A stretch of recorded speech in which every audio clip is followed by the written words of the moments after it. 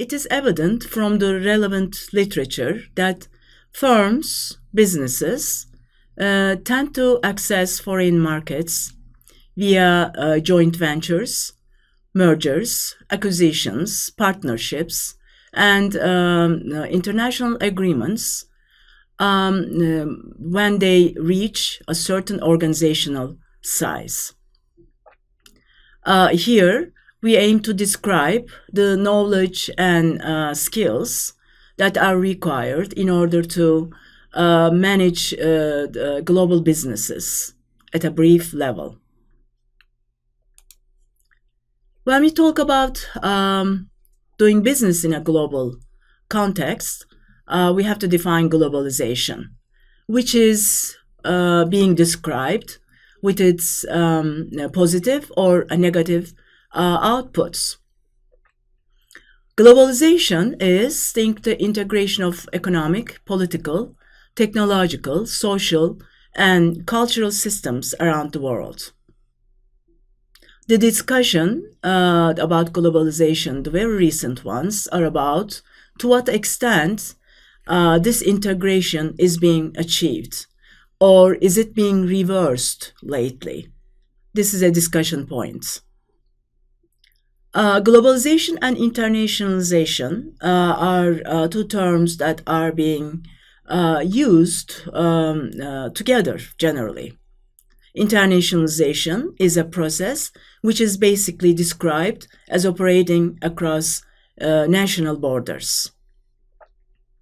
Every global business is at the same time an international business, but not every international business can be cited as a global business, which is about doing business all around the world with the same brand, same image, through same distribution channels, briefly, without not much changing the basic features of the business itself. When we talk about doing business in the global context, we should also refer to international trade, which is on the agenda of all international businesses. And of course, nations, the governments. Balance of trade, for example, is a term that must be mentioned for knowing the details of doing business globally. Balance of trade is the difference between a country's imports and exports for a given time period. A country that exports more than its imports is mentioned as having a trade surplus, while if imports are more than exports, then there's a trade deficit. These terms are all elements of international competition. And doing business globally requires international and beyond that a global competition. International competition is a complex network of multiple types of relations and interactions and all around the world. There are, in international competition, developed or advanced economies or emerging economies or emerging markets. Let's define emerging markets. The transition economies such as Brazil, Russia, India, Mexico, Nigeria, and of course Turkey, that are characterized by high levels of growth, despite insufficient infrastructure. The reason they're not mentioned as developed markets is because they don't have sufficient infrastructure and still developing and improving their infrastructure. From one period of time to another, emerging markets change. For example, China had been mentioned as an emerging market. Now it is being mentioned as almost a developed market, although there are still insufficiencies regarding its infrastructure. Doing business globally means the business is a multinational corporation. Global, they can be mentioned as, but mostly multinational corporations or MNCs are rising elements of the global competition throughout the world. This type of business is an organizational form which has operations in more than 2 countries, and it consists of a central firm.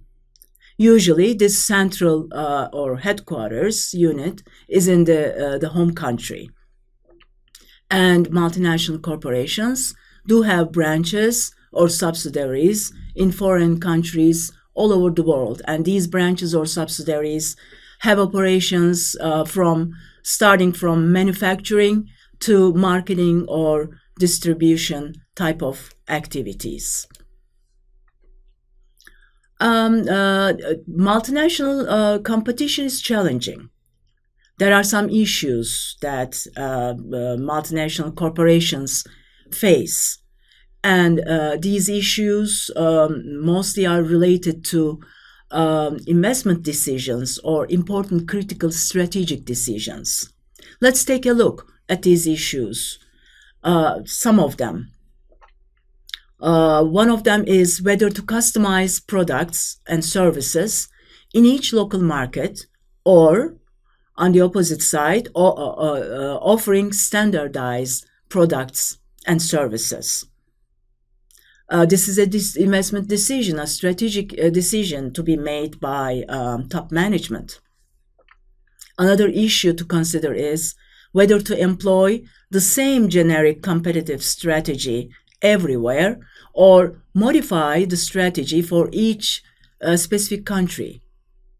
Again, this is an investment decision that has to be carefully formed and finalized by top management, taking into consideration multiple factors regarding the business's own resources and regarding the circumstances, environmental circumstances that the corporation is investing in, for example, the foreign market circumstances, because these circumstances change from one country to another. For example, investing in China requires considering primarily legal factors, governmental factors, and of course others following.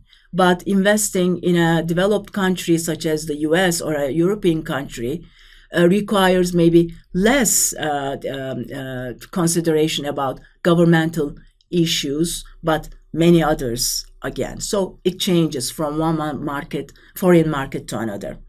Another issue to consider is whether to locate a company's facilities, distribution centers, and or customer services and such units and their operations for location advantages. So where to locate the manufacturing plant, for example, or where to locate the subsidiaries, where to locate the marketing centers in different regions throughout the world. Let's think of the world as a big global pool.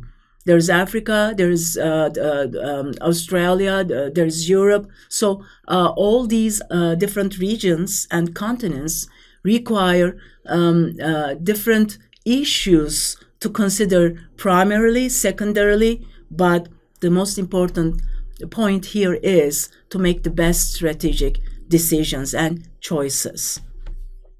Another issue is how to transfer a company's resource strengths and capabilities among countries, how to distribute and deploy these elements among countries to secure a competitive advantage in foreign markets as well as the case in the home countries. So it is important to make an investment decision, but it is also very critical to decide those steps one by one strategically and in the best composition. And these are the previous ones were the investment choices and issues.